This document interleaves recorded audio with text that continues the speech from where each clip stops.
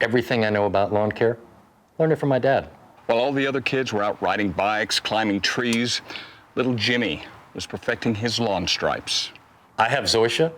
He's got Bermuda, and that's fine. We do need to discuss his tree canopy. It's a minor point.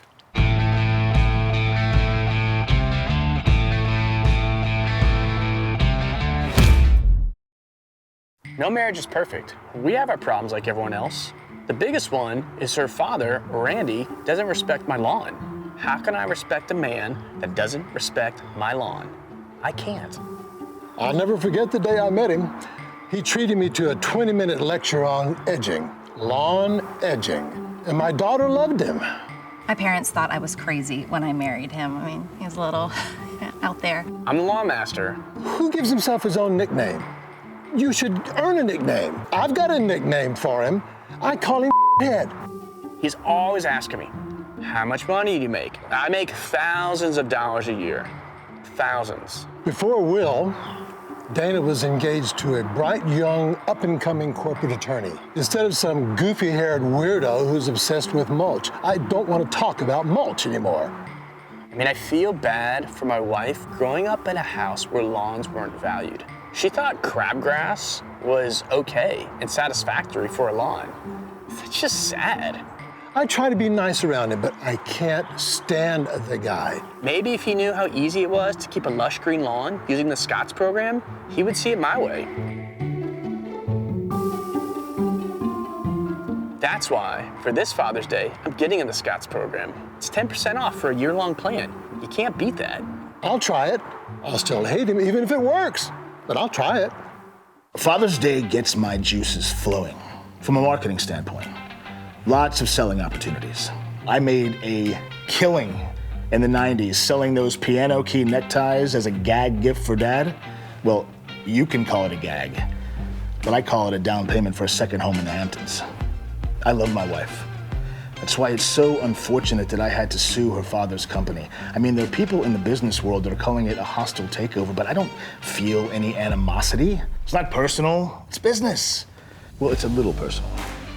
Her dad is gonna come tell me how to do my lawn. I've written 6 books. I work with Scotts. He's gonna come into my house and tell me what to do? Yeah, I don't think so. You know what runs in our family? Success. And the ability to smell rain hours before it happens. Matter of fact, I think we might have some coming in right now. Quarter to half inch at least. You know those #1 dad mugs? They made the first one for him. True story. I had a friend who was in the novelty item business. And after seeing how I was with Jim, he made the first #1 dad mug for me. My first mower? Day I graduated kindergarten. Came home to a brand new cherry red bush reel mower. Called her Little Red. Was immediately out in the yard doing stripes in kindergarten. When he was 3 years old, I found him in the neighbor's yard pulling weeds. Of course, there were none in our yard. When you have a child like Jim, how do you get better? You just stop right there. I feel bad. My brother had 6 kids. He never got his Jim.